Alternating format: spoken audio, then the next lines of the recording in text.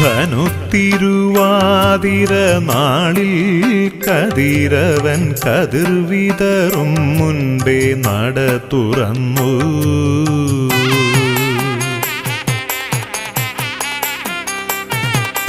ധനുത്തിരുവാതിര നാളിൽ കതിരവൻ കതിർവിതറും മുൻപേ നട തുറന്നു.